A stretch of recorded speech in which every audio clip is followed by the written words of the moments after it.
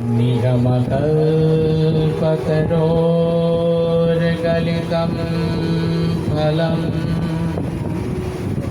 शुकमुखादयं मृतद्रवसंयुतं पिबत भागवतं रसमालयं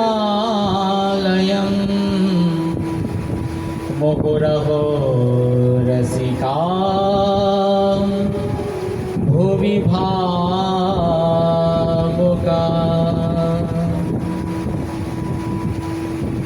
যখন এই প্রশ্ন শ্রবণ করলেন আমাদের সেই মণিপ্রবর ছিল শুকমুনি, বললেন, মহারাজ, আপনার পরমায়ু মাত্র 7 দিন। এই 7 দিনের মধ্যে আপনার কোনো ক্ষতি হবে না। আপনি নির্ণয় করে জানতে পারছেন, কিন্তু এই জগতে প্রকৃত কেউ কি কোনোদিন জানতে পারে যে তার পরমায়ু আর কতটুকু আছে? শাস্ত্র বলছেন, নিঃশ্বাসে নহি কা বিশ্বাস কদারোগ্যম ভবিষ্যতে হরে নামে ভজপ্তব্যম নাত্র কাল বিচারণা। অর্থাৎ কোনো কাল বিলম্ব না করে প্রত্যেকটি জীবের কর্তব্য, শুধু মানুষ নয়, সকলের কর্তব্য সেই ভগবানকে স্মরণ করা, চিন্তন করা। হরের নাম এব যপ্তব্যম নাত্র কালো বিচারণা। কোনো কাল বিলম্বের অপেক্ষা যেন কেউ না করে। তাই তো মহাপ্রভু বলছেন, খাইতে শুইতে যথা তথা নাম লয়, দেশ কাল নিয়ম নাহি সর্বসিদ্ধি হয়। দেশ কাল নিয়মের অপেক্ষা না রেখে যিনি এই হরিনাম গ্রহণ করেন, হরে কৃষ্ণ কৃষ্ণ কৃষ্ণ হরে হরে, হরে রাম রাম রাম হরে হরে। এই হরিনাম মহামন্ত্র। মহাপ্রভু বললেন, দেখো, এই যে হরিনাম মহামন্ত্র তোমরা সকলেই গ্রহণ করো, কোনো স্থান কাল পাত্রের বিচার নেই। প্রভু কহে কহিলা এই মহামন্ত্র, ইহা জপ গিয়ে সবে করিয়া নির্বন্ধ। ইহা হইতে চিত্ত শুদ্ধি হইবে সবার, সর্বক্ষণ বলইতে বিধি নাহি আর। তাই বলছেন, এই যে হরিনাম মহামন্ত্র তোমরা সকলেই গ্রহণ করো। ঘরে বসে কিংবা বাইরে যেখানেই থাকো না কেন, হাতে করতালি দিয়ে এই হরিনাম গ্রহণ করো। এর জন্য তোমাদের কোনো নিয়মের অপেক্ষা নেই। ইহা জপ গিয়ে সবে করিয়া নির্বন্ধ। নির্দিষ্ট নিয়মপূর্বক আমরা যেমনভাবে ভোজন, স্নান, আহার আদি করে থাকি, আমাদের প্রত্যেকটি কাজ নিয়মপূর্বক হয়ে থাকে। প্রকৃত উদ্দেশ্য নিয়মপূর্বকই এই হরিনাম গ্রহণ করা।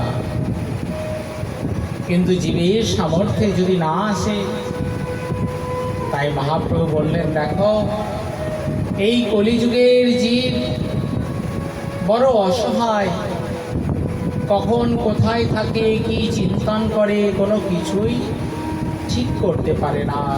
মন বড় চঞ্চল, আজ এখানে আছে, কাল সেখানে আছে। কিন্তু প্রকৃত মঙ্গল তো তখনই হবে যখন সেই ভগবানের সেই নাম রূপী চিন্ময় আস্বাদন করবে। সেই চিন্ময় হরিনামের প্রভাবে হৃদয়টি শুদ্ধ হবে। হৃদয় শুদ্ধ হলে তখনই কি হবে, হৃদয়ের মধ্যে সেই ভগবৎ পদারবৃন্দ দর্শন হবে। তাই বললেন, তোমরা চিত্ত শুদ্ধ করে, চিত্ত শান্ত করে এই হরিনাম করে যাও। নিয়মপূর্বক যদি আমাদের কোনো কার্য না হয়, সঠিক স্নান ভোজনাদি না হয়, তাহলে কি হয়, একান্তভাবে যখনই সময় পাওয়া যায় তখনই কিছু ভোজন আদি করা হয়। তাই প্রভু বললেন, দেখো নির্দিষ্ট নিয়মপূর্বক তো করবেই অবশ্য, কিন্তু যদি কখনো করতে না পারো, তাই ইহা হইতে চিত্ত শুদ্ধি হইবে সবার, তাই সর্বক্ষণ বলইতে বিধি নাহিয়া, খাইতে শুইতে যথা তথা নামলয়, দেশ কাল নিয়ম নাহি সর্বসিদ্ধি হয়। সমস্ত সিদ্ধি লাভ হতে পারে একমাত্র এই হরিনামের দ্বারাই। তাই আমাদের পরীক্ষিত মহারাজকে বলছেন যে, হে মহারাজ, আপনি সেই ভগবানের দিব্য কথামৃত শ্রবণ করুন, মনন করুন, চিন্তন করুন, আপনার মনকে শান্ত করুন।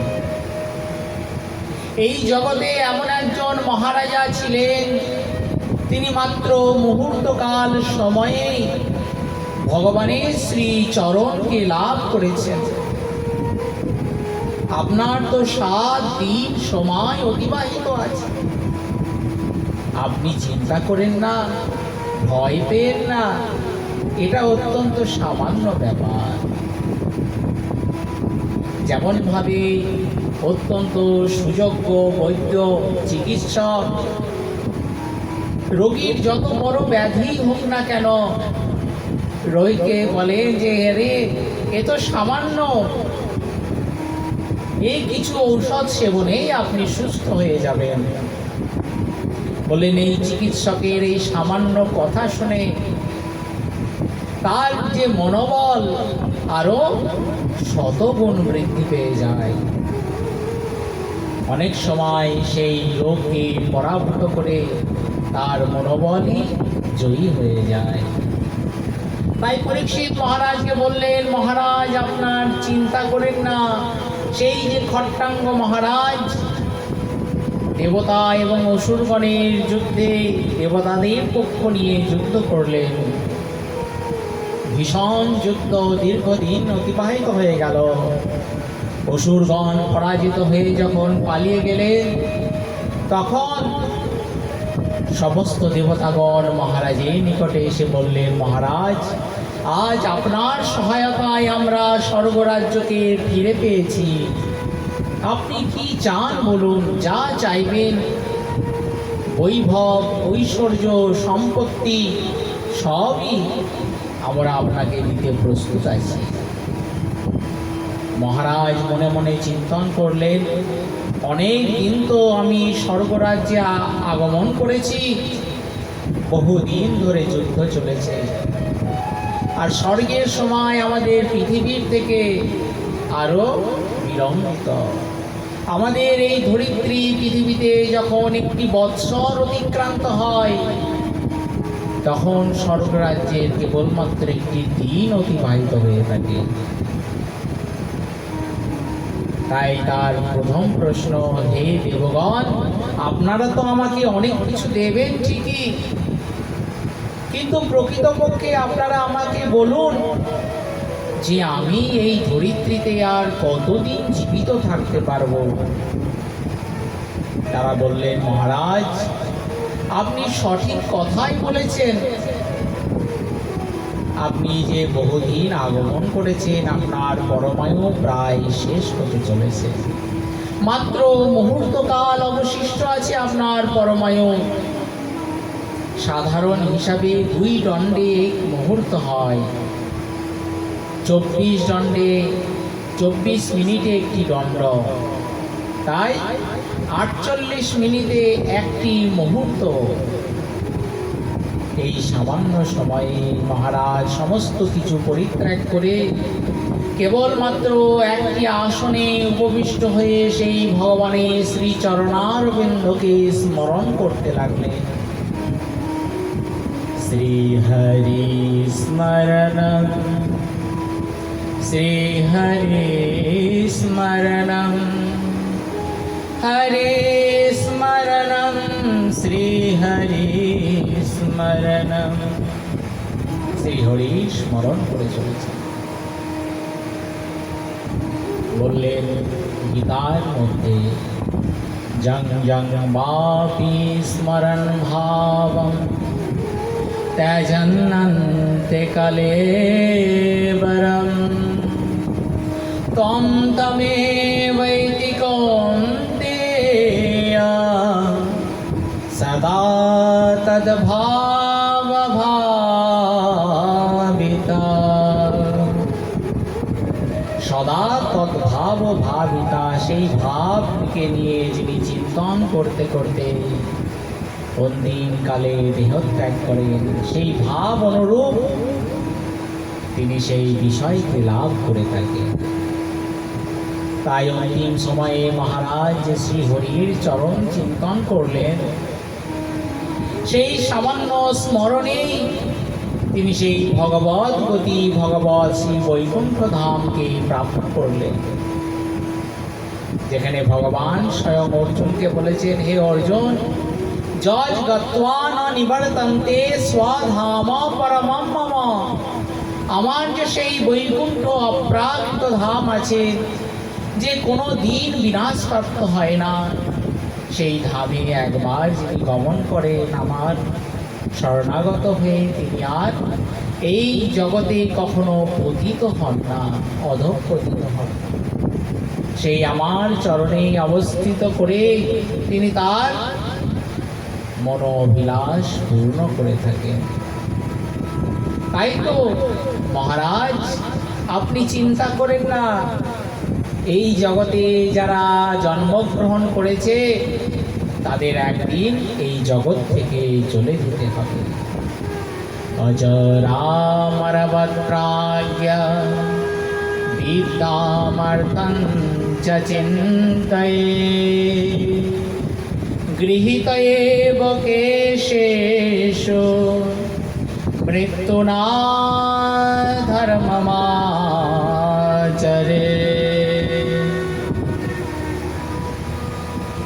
বলেন, সেই ব্যক্তি যিনি সম্পত্তি লাভ করতে ইচ্ছা করেন, কোনো বিদ্যা লাভ করতে ইচ্ছা করেন, তিনি কি মনে করবেন যে আমি অজর অমর, আমি চিরদিন জীবিত থাকবো, তবেই তো তিনি সেটি সংগ্রহ করতে পারবেন। আর যিনি সম্মুখে মৃত্যুকে দর্শন করবেন, এই জগতে প্রাকৃত বিষয় বৈভব তার কাছে অতি সামান্য হয়ে যায়। বললেন, এই তো আজ আছে আমার, কালকে থাকবে কি না চিন্তা নেই। যিনি সেই শ্রীহরি এই সমস্ত বিশ্ব ব্রহ্মাণ্ডকে সৃষ্টি করেছেন, সেই শ্রীহরি শ্রীচরণ লাভ করাই আমার জীবনের প্রকৃত উদ্দেশ্য। তাই যতটুকু সময় আছে সেই সময়কে ভগবৎ চরণে অর্পণ করে তার সেবা করে যান। আর মুখে সেই রাধা গোবিন্দের কথা নাম কীর্তন করেন। জয় জয় রাধে, জয় জয় শ্যাম, জয় জয় শ্রী বৃন্দাবন ধাম। জয় জয় রাধে, জয় জয় শ্যাম, জয় জয় শ্রী বৃন্দাবন ধাম। শুধু কি বৃন্দাবনের, সেই বৃন্দাবনকে যিনি আমাদের পরিচয় করিয়ে দিলেন, তার তো জয় দিন। তাই বলছেন মহাজন, জয় জয় নবদ্বীপ গৌরগুণধাম, জয় জয় নিত্যানন্দ শ্রী বলরাম, জয় জয় রাধে, জয় জয় শ্যাম, জয় জয় শ্রী বৃন্দাবন ধাম। पावन राधे पावन श्याम, पावन श्री वृंदावन धाम। हरे कृष्णा कृष्णा कृष्णा हरे हरे, हरे राम राम राम हरे हरे। जय जय निताय गौर सीतानाथ प्रेमानंदे, गौर हरि हरि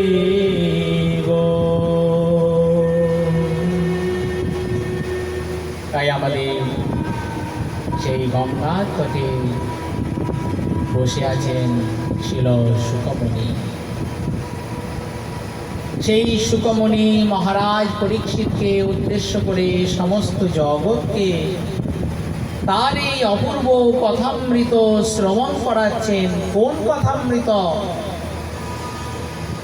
যাকে আমরা জানি শ্রীমদ্ ভাগবত মহাপুরাণ শাস্ত্র। বলেন এই শ্রীমদ্ ভাগবত মহাপুরাণ আমরা পেলাম কোথা থেকে? সেই যে ব্যাসমুনি, তিনি যখন এই জগতে প্রকটিত হলেন, তপস্যা করলেন, দীর্ঘ তপস্যা, ভগবত অনুভূতি শক্তি লাভ করলেন, জ্ঞান শক্তি। সেই জ্ঞান শক্তি লাভ করে তিনি চিন্তন করছেন এই জগতে যত সমস্ত মানুষ আছেন, পশু পক্ষী কীট পতঙ্গ, ইনারা নিজের নিজের জীবনের সেই কর্ম ফলকে প্রাপ্ত করার নিমিত্ত জন্মগ্রহণ করেছেন। আর এই জীবনে অবস্থান করে তারা যে বাসনা করছেন, সেই বাসনা অনুরূপ তাদের আবার একটি কর্ম ফল তৈরি হয়ে যাচ্ছে। এর ফলে কি হচ্ছে? মৃত্যু হয়ে গেলেও তাদের মুক্তি হচ্ছে না, কারণ সেই কর্ম অভিলাষটি থেকে গিয়েছে, আবার তাদের জন্মগ্রহণ হচ্ছে এই ধরাধামে। যে যেমন কর্ম করছেন সেই ফলকে আশ্রয় করে তাদের জন্ম হচ্ছে এই ভূমিতে। তাই বেদব্যাস মহামুনি তিনি চিন্তন করলেন, এই যে জন্ম মৃত্যু জরা ব্যাধি চক্র থেকে জীবের উদ্ধারের প্রকৃত উপায়টি কি হবে? জীব এত কষ্টকে ভোগ করছে। শাস্ত্র বললেন, দেখো সুখম মে ভূয়া দুঃখম মা ভূত। এই জগতে শুধু মানুষ নয়, পশু পাখি বৃক্ষলতা সকলকেই তারা সেই সুখ পেতে চায়, আনন্দকে পেতে চায়। কিন্তু আনন্দ কোথায় পাবে? বলে কিছু বিষয় সম্পত্তি হলে আনন্দ পাবো, বিষয় সম্পত্তি সংগ্রহের দিকে ধাবিত হয়ে যায়। মহাজনগণ বললেন, আরে বিষয় সম্পত্তি তো অর্জন করেছো, কিন্তু যদি তার প্রকৃত প্রয়োগ করতে না পারো তাহলে কি হবে জানো? সেই সম্পত্তি তোমার বোঝা হয়ে দাঁড়িয়ে যাবে, আরো ভার বেড়ে যাবে।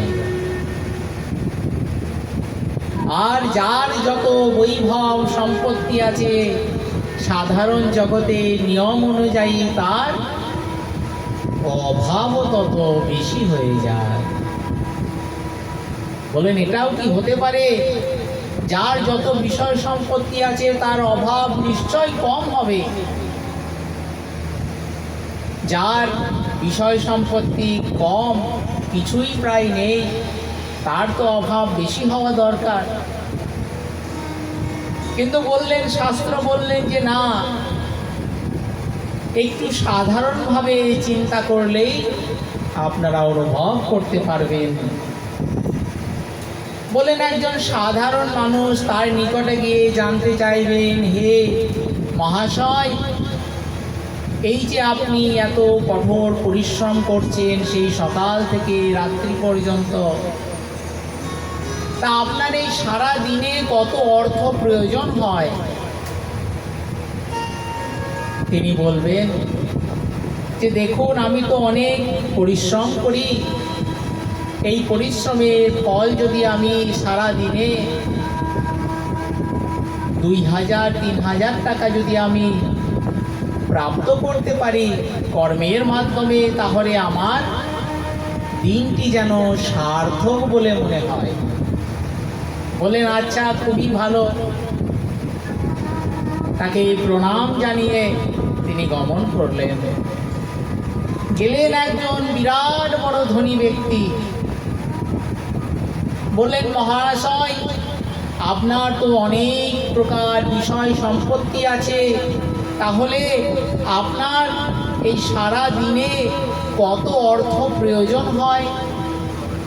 তিনি কি বলবেন যে না না, আমার তো অনেক আছে, আমার তো প্রয়োজন নেই। সেটি বলতে পারবেন না। কেন? বলবেন, দেখো, আমার তো এই যে বাজারে 20টি দোকান আছে, প্রায় 25-30টি কারখানা চলছে, কত কর্মচারী, কত কিছু কাজ চলছে। তা দেখুন, এই একদিনের খবর নয়, এই 1 ঘন্টার মধ্যে আমাকে বলেন 1 কোটি টাকা জোগাড় করতে হবে। তাহলে কি হবে? আমার যে সমস্ত পরিকল্পনা আছে সেগুলি বাস্তবায়িত করতে পারবো, আমার বিষয় সম্পত্তিকে আমি ধরে রাখতে পারবো। তা সাধারণ মানুষ, তিনি বললেন তার প্রয়োজন 2000-3000 টাকা। আর যিনি অত্যন্ত বিরাট ধনী সম্পত্তিশালী, তিনি কি বলছেন? বলেন, আমার 1 ঘন্টার মধ্যে 1 কোটি টাকা প্রয়োজন আছে, আপনি সারাদিনের কথা ছেড়ে দেন। তাই মহাজন বললেন, দেখুন, সেই যে ধনী ব্যক্তি তার আরো বিষয় প্রয়োজন, অভাব তার আরো বেশি। তাই বলে তিনি প্রকৃত সুখী হতে পারেন না, সুখ চাইলেও। তাহলে এই জগতে সুখ কে প্রাপ্ত করতে পারে? না চন্দ্রাস্য সুখা না সুখম চক্রবর্তিনা। ইন্দ্র, সাধারণ জগতের কথা ছেড়ে দিন, স্বর্গের যিনি প্রধান দেবরাজ ইন্দ্র, সকলের দেবতাগণের অধিপতি, তিনি কি বলছেন? আমি সুখী নই। কখন কে বাপু আক্রমণ করে বসে, ভয়ে অতিষ্ঠ। তাহলে উপায়টি কি হবে? আমি সুখী নয়। সাধারণ জগতে রাজা মহারাজের কথা ছেড়ে দেন, তাহলে সুখীটিকে সুখমস্তি বিরাক্তস্য মুনেরেকান্ত জীবিনা। অর্থাৎ এই জগতে যিনি অনুভব করেছেন, কি অনুভব করেছেন? বলেন, এই জগতে আমি এসেছি অতিথির ন্যায়। একটি সময় পর্যন্তই আমি এই জগতে অবস্থান করতে পারবো। এই জগতে অবস্থান করে কিছু ভালো কর্ম করে যাই, যাতে জগৎবাসীর মঙ্গল হয়। আর বললেন পরপাকে গমন করব, তার কিছু পাথেয় সংগ্রহ করতে হবে তো। তাই ভগবানের কথা চিন্তন করি, স্মরণ করি, এতে কি হয়, আমার হৃদয়টি বড় আনন্দে ভরে যায়, সেই আনন্দকে আমি লাভ করে থাকি।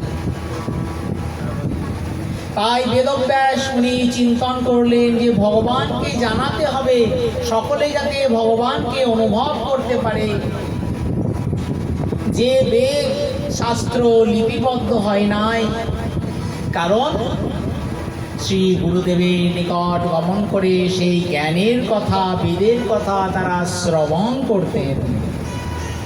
শ্রবণ করে হৃদয়ে ধারণ করে তারা সেই জ্ঞানকে জগতে বিতরণ করতেন। কিন্তু সময় যত অতিবাহিত হতে থাকে, মানুষের স্মৃতিশক্তি ধীরে ধীরে কমে আসে। বলে যখন স্মৃতিশক্তি কমে আসছে তখন কি করবে? তাই বেদব্যাস মুনি সেই বেদ শাস্ত্রকে লিপিবদ্ধ করবেন, লিখবেন। লিখছেন কে? আমাদের সেই ছোট্ট গণেশ ঠাকুর, যিনি সকলের বিঘ্ন অপসারণ করেন, বিঘ্নহার্তা শ্রী গণেশ দেব। বক্রতুণ্ডম মহাকায় কোটি সূর্য সমপ্রভা নির্বিঘ্নম কুরু মে দেব সর্বকার্যেষু সর্বদা।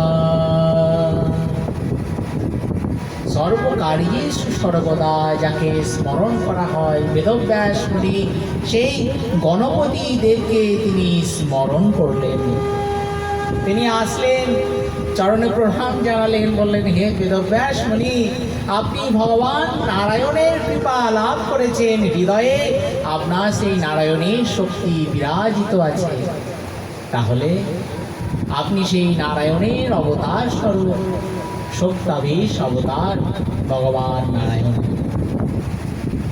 বলে আজ্ঞা করুন, কি করতে হবে? বললেন এই যে বেদশাস্ত্র তোমাকে লিখতে হবে, আমি যা যা বলবো সেই শাস্ত্র তোমাকে লিখে যেতে হবে, যাতে পরবর্তীকালে সমস্ত জগৎবাসী সেই শাস্ত্রকে মনে মনে ভুলে গেলেও, মন থেকে চলে গেলেও যেন সেই শাস্ত্রকে বারবার পঠন করে, দর্শন করে তারা যেন সেই জ্ঞানকে হৃদয়ঙ্গম করতে পারে। তাই লিখলেন বেদশাস্ত্র। ঋক্, সাম, যজু, অথর্ব চারিটি বেদকে বিভাজিত করলেন। অতএব কিন্তু বেদের অর্থকে কারা অনুভব করেন? বললেন যারা 12 বৎসর ধরে কঠোর পরিশ্রম করে গুরুগৃহে অবস্থান করে সেই বেদকে অধ্যয়ন করেন, তারা সেই বেদের অর্থ বুঝতে পারেন। কিন্তু সাধারণ জগতে তো সেই সৌভাগ্যের অধিকারী সকলে হতে পারে না। মাত্র কিছু সংখ্যক জ্ঞানী ব্যক্তি সেই ভগবত অনুভূতি লাভ করতে সামর্থ্য হন। তাই সমস্ত জগৎবাসী যাতে সেই দিব্য জ্ঞানকে হৃদয়ঙ্গম করতে পারেন, তার জন্য বেদব্যাস মুনি রচনা করলেন মহাভারত। 4 লক্ষ শ্লোক সমন্বিত তার সমস্ত রচনাবলীর মধ্যে 1 লক্ষ শ্লোক সমন্বিত সেই শ্রী মহাভারত। কিন্তু মহাভারতের মধ্যে ভীষ্ম পর্বের সেই যে কুরুক্ষেত্রে যুদ্ধে রণাঙ্গনে ভগবানের শ্রীমুখ থেকে তিনি সেই শ্রীমদ্ ভাগবত গীতাকে উদ্দীর্ণ করেন। বলে সেই জ্ঞানের সেটি যেন সূত্র, একটি সংক্ষিপ্ত প্রকার। বহু কথাকে ছেড়ে দিলে, বলে সূত্র কি, যেখানে বহু ভাষা বহু ব্যাখ্যাকে ছেড়ে দিয়ে সামান্য কিছু শব্দকে সংযোজিত করে তাকে প্রকাশ করা হয়, তার নামই সূত্র। সংক্ষেপে রচনা করেছেন সেই গীতার কথা। কিন্তু মহাভারতের প্রত্যেকটি ঘটনাকে যখনই জানবেন, শ্রবণ করবেন, দেখবেন তার অন্তরে একটি দিব্য জ্ঞানের একটি প্রকার আছে। তার কাছ থেকে একটি দিব্য স্বরূপ অনুভূতির মধ্যে আসে, যেটি সাধারণভাবে কারো আসে না। বেদ বলছেন সত্যম ব্রূয়াৎ প্রিয়ম ব্রূয়াৎ অসত্যম অপ্রিয়ম মা ব্রূয়াৎ। সাধারণ জগতের বোঝার একটু কঠিন। অর্থাৎ বলছে সত্যম ব্রূয়াৎ, সত্য কথা বলা উচিত। কাউকে লক্ষ্য করে বলছেন না যে তুমি সত্য কথা বলবে। কি বলছেন? ভাষাটি বড় সুন্দর, সত্য কথা বলা উচিত। সত্যম ব্রূয়াৎ আর প্রিয়ম ব্রূয়াৎ, প্রিয় কথা বলা উচিত। কিন্তু সাবধান, যেটি অপ্রিয়, যেটি অসত্য কথা, সেটি কখনো বলা উচিত নয়।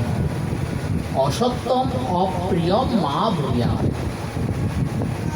সাধারণ ব্যক্তি তিনি যদি অনুভব করতে না পারেন, বলে সত্য কথা বললে কি হবে, ব্যবসায় ক্ষতি হয়ে যাবে। মিথ্যে কথা বললে বলে 1 টাকায় জিনিস কিনে তাকে 10 টাকায় বিক্রি করা যাবে, তাহলে লাভ বেশি মিথ্যে কথা বললে। বলে যে না না, সেটি বড় ঠিক নয়, এটি নীতিসম্মত নয়। তাহলে মিথ্যে কথা বললে কি হয়? তখন নীতিশাস্ত্রে সেই কথাকে আনয়ন করলেন। আমরা বাল্যকালে শ্রবণ করেছি সেই রাখাল বালক যে গরু চড়াতে গিয়েছে, তা পরিহাস করে গোচারণ করতে করতে বলছেন বাঘ এসেছে, বাঘ এসেছে। বাঘ তো আসে নাই। লোকজন তাড়াতাড়ি দৌড়ে দৌড়ে আসছে, এসে দেখলে রাখাল বালক সে হাসছে, বলে সকলকে কি মজা ঢুকিয়ে দিলাম।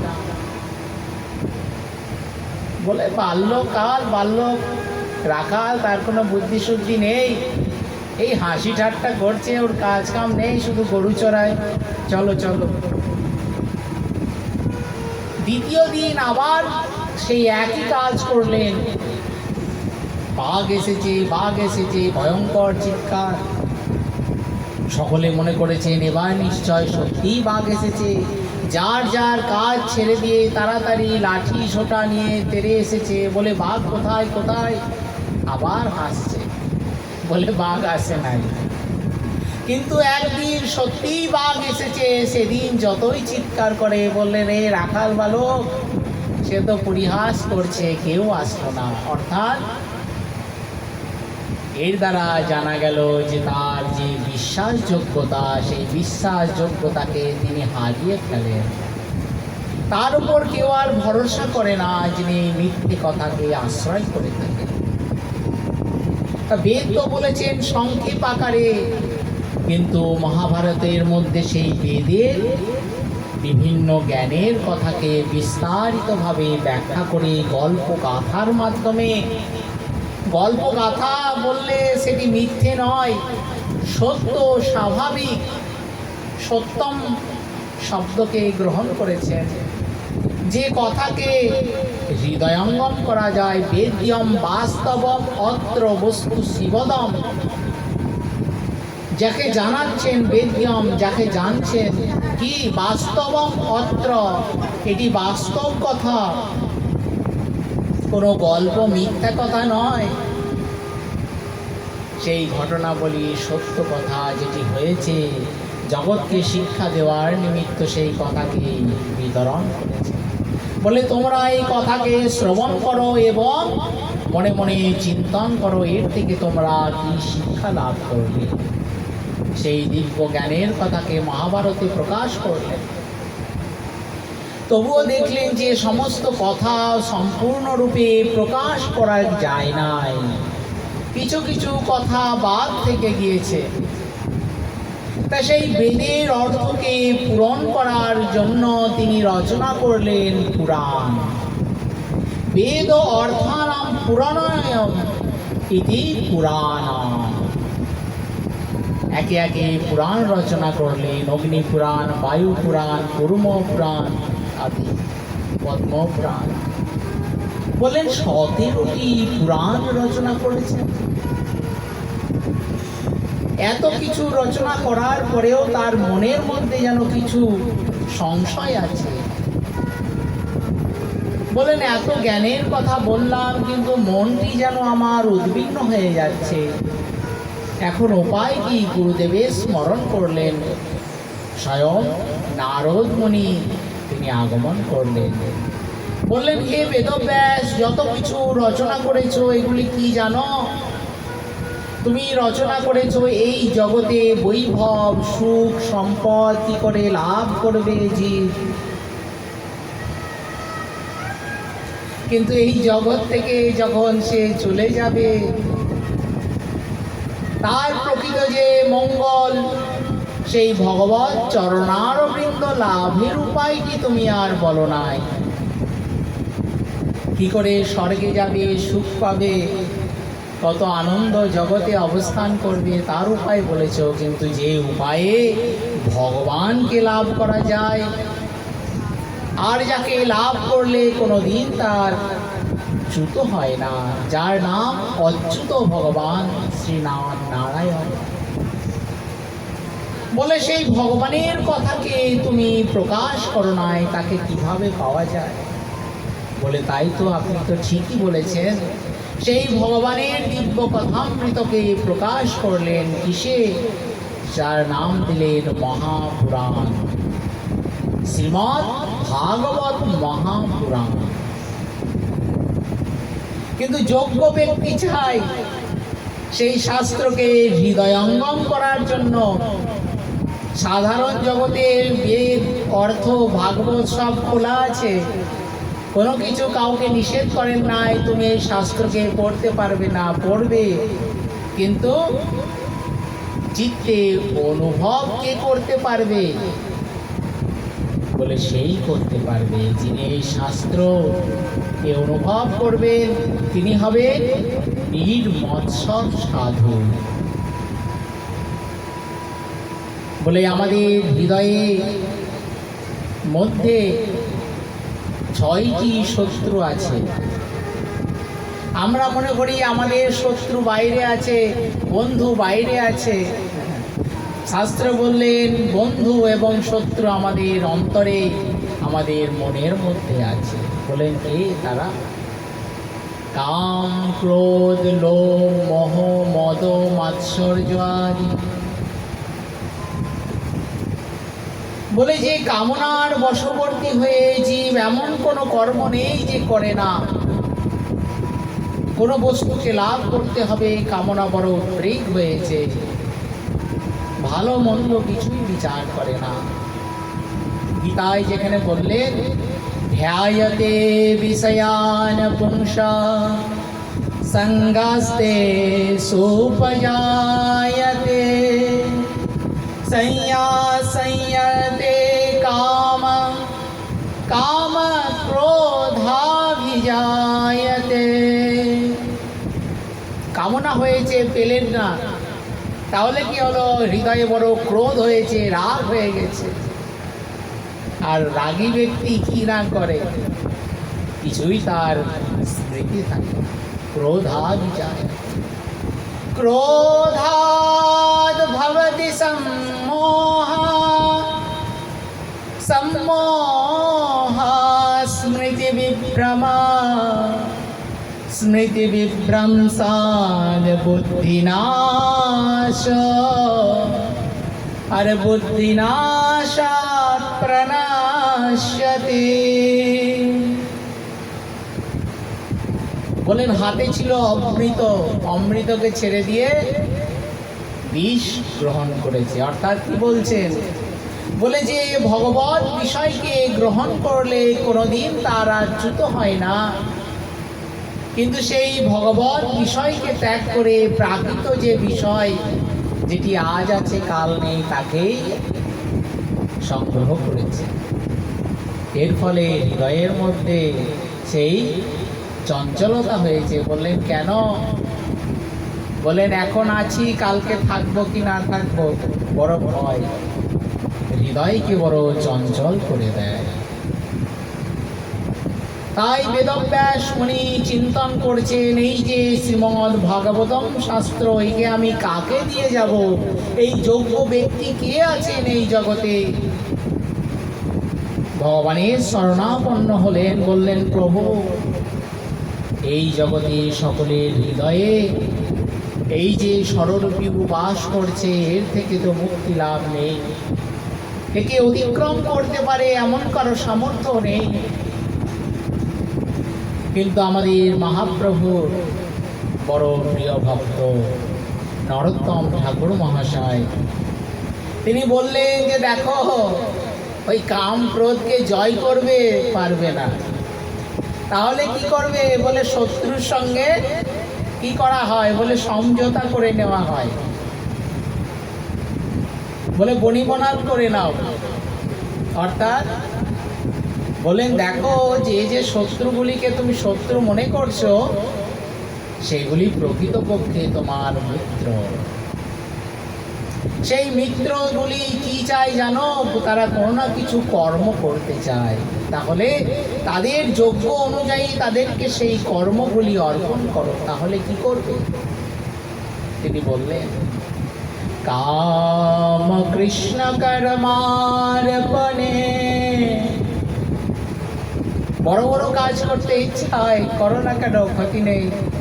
কৃষ্ণ ভক্তিমূলক কর্ম করো, হরিনাম সংকীর্তন, কত সুন্দর। শ্রী বিগ্রহ সেবা পূজা আদি ভগবৎ সম্বন্ধীয় কর্ম, সেটি ভক্তি হয়ে যায়। তাই বললেন, কাম কৃষ্ণ কর্মার্পণে ক্রোধ ভক্ত দেশি জনে, লোভ সাধু সঙ্গে হরি কথায়, আর মোহ ইষ্ট লাভ বিনে মদ কৃষ্ণ গুণগানে। ওই আমি নিযুক্ত করিব যথা তথা।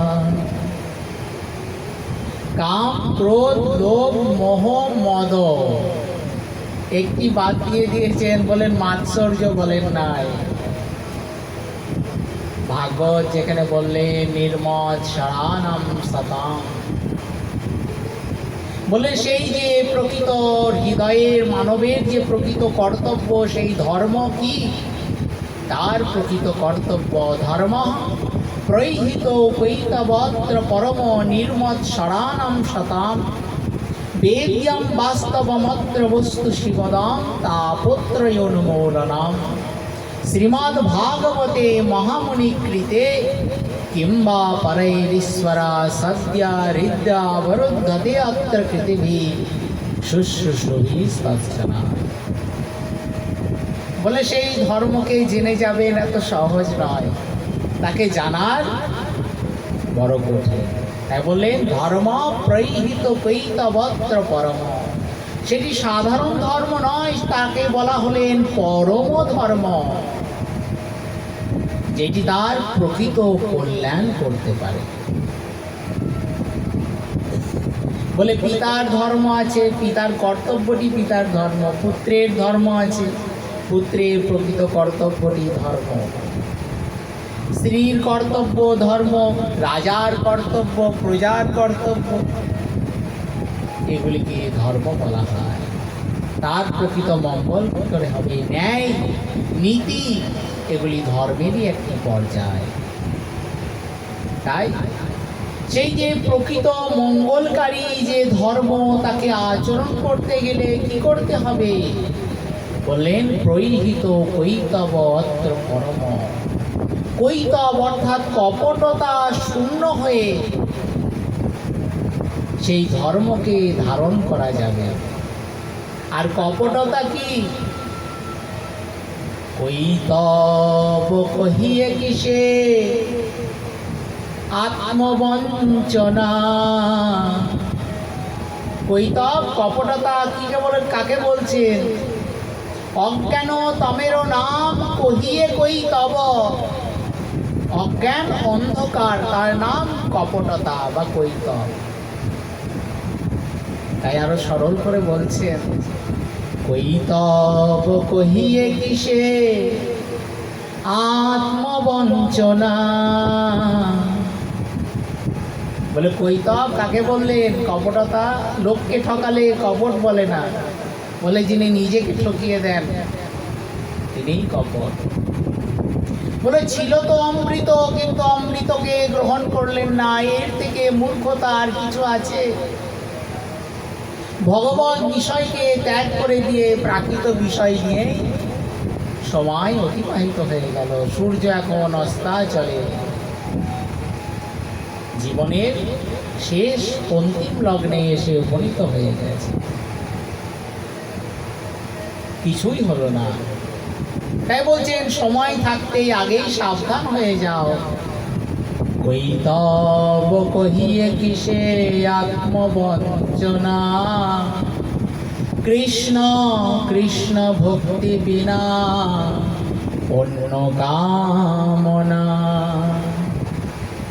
কৃষ্ণ এবং কৃষ্ণ ভক্তি ব্যতীত অপর যা কিছু আছে দেখা যাচ্ছে আছে, কিন্তু তার স্থায়িত্ব নেই। আজ আছে তো কাল নেই। তাই যেটি চিরন্তন সেই ভগবত, ভগবত নাম, ভগবত ধাম, তাকে যিনি আশ্রয় করেন তিনি সেই ভগবানের শ্রীচরণকে লাভ করে যান।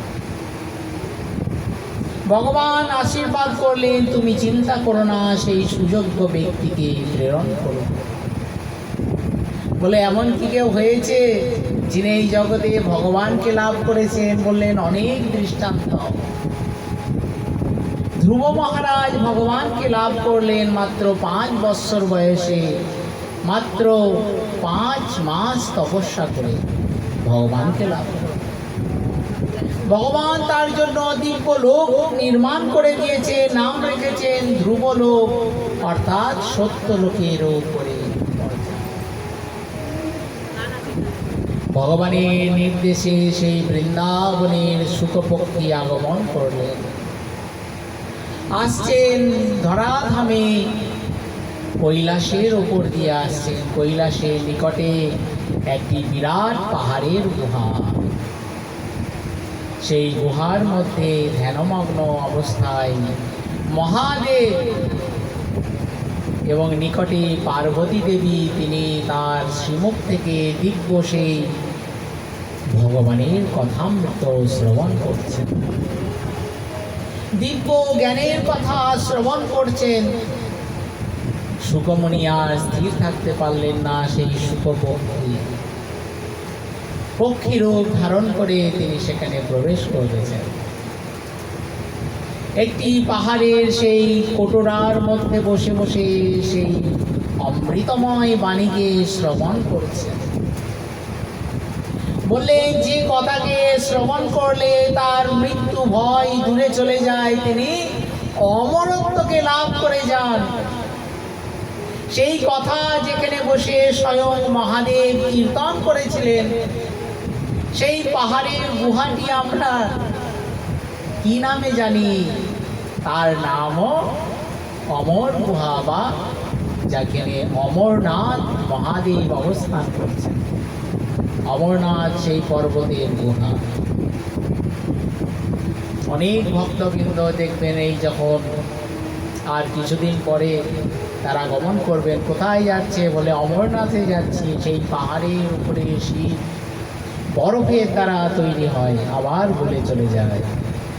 সেখানে বসে মহাদেব সেই দিব্য কথামৃত শ্রবণ করাচ্ছে, যে কথা শ্রবণ করলে জীবের হৃদয়ের সমস্ত অন্ধকার দূরীভূত হয়ে যায়। যে অজ্ঞানতম, সেই অজ্ঞান তমরাশি দূরীভূত হয়ে হৃদয়ে জ্ঞানের আলো প্রজ্বলিত হয়ে যায়। তিনি জগৎকে দর্শন করতে পারেন তার প্রকৃত জ্ঞান ও নেত্রের দ্বারা। তাই বললেন, দেখো সেই যে শুকপক্ষী, তিনি বসে বসে সেই কথাকে শুনছেন। আর নিকটে আছেন দেবী পার্বতী, যিনি জগতের প্রকৃতি স্বরূপা। প্রকৃতি স্বরূপা হলে কি হয়, তার মধ্যে একটি বিশেষ গুণ আছে, জগৎকে তিনি মোহিত করে দেন। জগৎ তার মায়ায় নিদ্রিত হয়ে যায়, তিনি নিদ্রা দেবী। আমাদের যখন সেই মহামায়ার পূজা করা হয়, ইয়া দেবী সর্বভূতেষু নিদ্রা রূপেণ সংস্থিতা, নমস্তস্যৈ নমস্তস্যৈ নমস্তস্যৈ নমো নমঃ।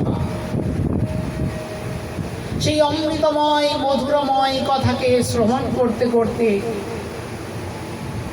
দেবী পার্বতী তিনি মোহিত হয়ে গেছে, প্রায় সমাধিস্থ অবস্থা, কিছু বলার মতন তার সামর্থ্য নেই।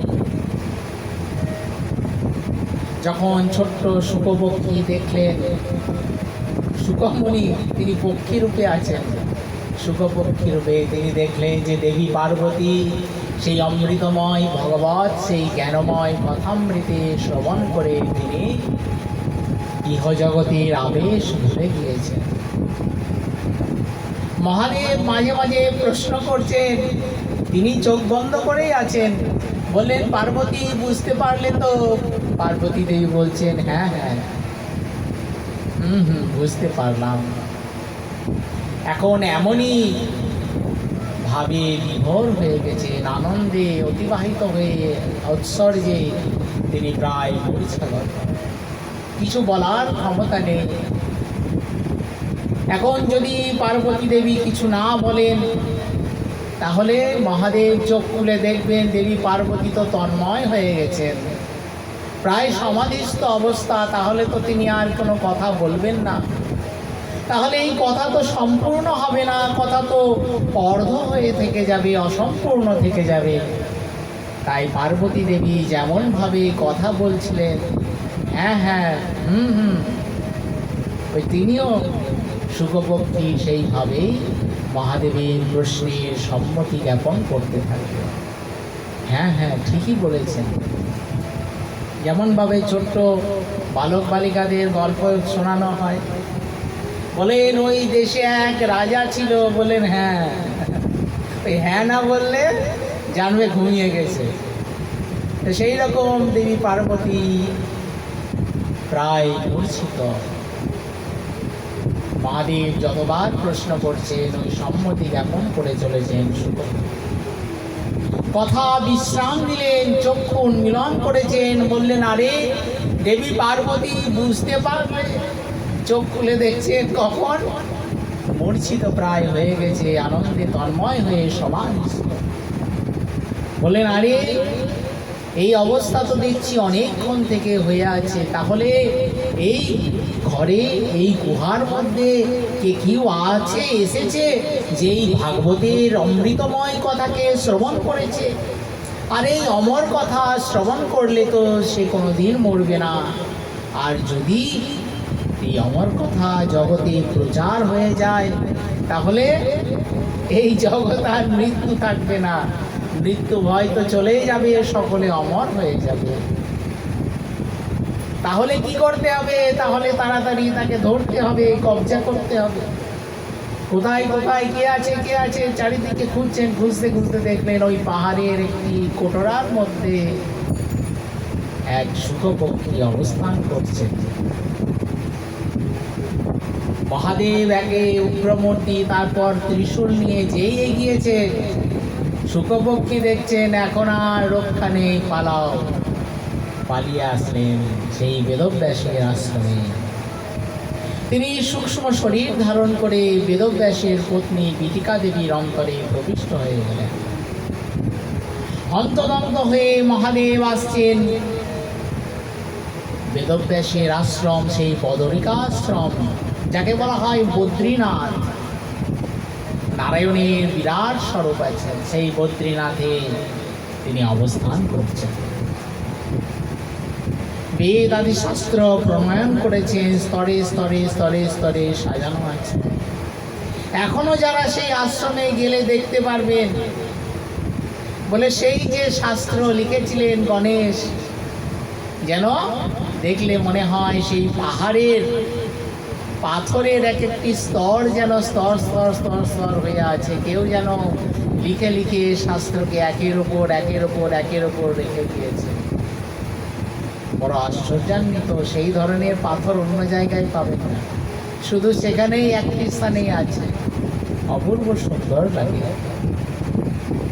বললেন মহাদেব, আপনি এত হন্তদন্ত হয়ে এসেছেন, বড় চিন্তান্বিত। বললেন দেখো, এই কথা বললাম, অমর কথা শুনে নিয়েছে একটি পক্ষী, সে আবার তোমার কুটিয়ার মধ্যে প্রবেশ করেছে। বললেন মহাদেব, এই জগতে আপনাকে ভোলানাথ কেউ সহজে বলে না, সত্যিই আপনি ভোলানাথ। বললেন আরে তুমি কেন বলছো এর কথা? বলে দেখুন মহাদেব, যে অমর কথা শ্রবণ করলে জীব অমর হয়ে যায়। বললেন হ্যাঁ। বলে তাহলে তো সে তো মরবে না মহাদেব। বলে তাহলে তো ঠিকই বলেছো, তাহলে তাকে মারলেও তাকে মারা যাবে না। বললে না, সে তো অমর হয়েই গিয়েছে, সে মরবে কিভাবে? আর যদিও বা আপনার ক্ষমতা বিশাল, আপনার দিব্য কাল স্বরূপ ধারণ করে আপনি যদি তাকে সংহারও করেন, তাহলে যে কথা শ্রবণ করলে জীব অমরত্বকে লাভ করে, সেই কথাকে তো কেউ আর অমর কথা বলবে না মহাদেব, সেটি তো মৃত কথা হয়ে যাবে, অমৃতময় কথা হবে না। বললেন তাহলে তো তুমি ঠিকই বলেছো, তাহলে এখন উপায় কি হবে? বলে যিনি এই অমৃতময় কথাকে শ্রবণ করেছেন তাকে আমি উপদেশ করব, জ্ঞান উপদেশ করব এবং জানাবো এই জগতে কার নিকট এই কথাকে প্রকাশ করবে আর কার নিকট প্রকাশ করবে না। আমি এর সমস্ত দায়ভার গ্রহণ করছি। ভগবত কৃপায় তিনিই আগমন করেছেন, তারই পার্ষদ স্বরূপ সেই শুকপক্ষী থেকে প্রকটিত হলেন শুকমণি। জন্মাবা মাত্র তিনি ধীর স্থির শান্ত, তিনি সেই ভাগবতী আশ্রমণ করলেন। নির্মৎসর সাধু, কারো প্রতি কোনো বিদ্বেষ নেই, পর উৎকর্ষ অসহনম ইতি মাৎসর্য। যিনি নরোত্তম ঠাকুর মশাই বললেন না, বলে মাৎসর্যকে সহজে জয় করা যায় না। বলেন একই সময় চাকরিতে প্রবেশ করেছে, জয়েন করেছে, কিন্তু একজনের পদোন্নতি হয়ে গেছে আর একজনের পদোন্নতি হয় নাই। তা কি হবে? একে অপরের প্রতি হিংসাভাব, এর নামই মাৎসর্য। পরের ভালো দেখতে পারে না এক কথায়। তা আমাদের মহাজনগণ খুব পরিহাস করে বলেন যে একজন তপস্যা করেছেন, বর লাভ করেছেন, বললেন মহাদেব আমার তো অনেক অভিলাষ, অনেক কিছু চাই, কৃপা করে আপনি আমাকে অর্পণ করুন।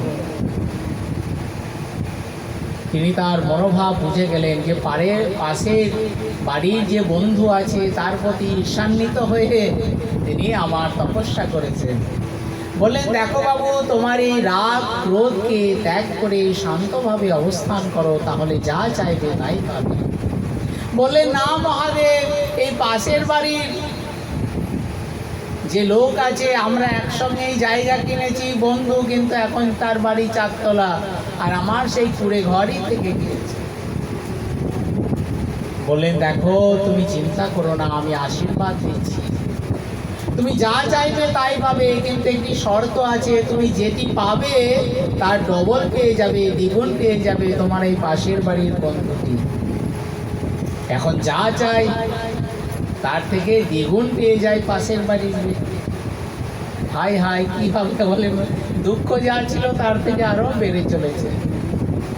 বলেন মহাদেব আমার যেন একটা চোখ কানা হয়ে যায়, তাহলে পাশের বাড়ি দুটা চোখ কানা হয়ে যায়, দুই চোখেই অন্ধ। বলে আমি তো এক চোখে দেখতে পাবো, এখন এক চোখে দেখলেও পথঘাট কোনো রকম চলে যায়, কিন্তু ভয়ে ভয়ে চলে যদি কোনো অ্যাক্সিডেন্ট হয়ে যায়। বলেন মহাদেব আমার বাড়ির সামনে যেন একটা বিরাট গর্ত হয়ে যায়। একটা গর্ত হয়ে গেছে, বলে পাশের বাড়ি দুটো গর্ত হয়ে গেছে, বলে দুই চোখ অন্ধ, তার মানে একটা না একটা গর্তের মধ্যে পড়বে, আর পড়লেই নিতাই গৌর হইবে, তবুও পড়ে না। শেষে মহাদেবের নিকট বলছে, বলেন মহাদেব আমার যেন হৃদয়ের গতি 1 মিনিটের জন্য থেমে যায়, বলে 1 মিনিট পরে আবার চলতে আরম্ভ করে। আর তাহলে পাশের বাড়ির, বলে পাশের বাড়ির 2 মিনিট হৃদয়ের গতি বন্ধ হয়ে যাবে, বলে তাহলে বাঁচতেও পারে নাও বাঁচতে পারে। বলে বাবু তোমাকে আশীর্বাদ আর নিতে হবে না, তুমি যা পেয়েছ এই নিয়েই তুমি সন্তুষ্ট থাকো, যথা লাভেতে সন্তোষ। এই সন্তোষই প্রকৃত আনন্দ কিংবা সেই সুখকে আনয়ন করে। ন জাত কাম কামানাং উপভোগেন সম্যতি হবিষা কৃষ্ণ বর্তেব্য স্বয়মেব বিবর্ধতে। এই অপূর্ব কথামৃত যতই শ্রবণ করা যায় হৃদয়ে আনন্দ তত উত্তর উত্তর বৃদ্ধিপ্রাপ্ত হয়ে যায়। এই দিব্য কথামৃত একটি, আমাদের তো সময়ের বাধা ধরা আছে, আমরা তো কেউ নির্দিষ্ট নই, এখন এখানে আছি পরে আবার যেতে হবে, সেই পিছু টান থেকেই গিয়েছে। তাই সেই মহাপ্রভু সেই কথা যিনি এই ভাগবতীর স্মরণ গ্রহণ করেন, ভগবানের নাম গ্রহণ করেন, তার চিত্ত আপনা থেকেই নির্মল হয়ে যায়, শান্ত হয়ে যায়। তাই আমরা সেই মহাপ্রভুর শ্রীচরণে প্রণাম জানিয়ে, সমস্ত ভক্তবৃন্দের চরণে প্রণাম জানিয়ে আমরা আজ এই দিব্য কথামৃতকে আমরা বিশ্রাম। জয় জয় নিতাই গৌর সীতানাথ প্রেমানন্দে গৌর হরি হরি।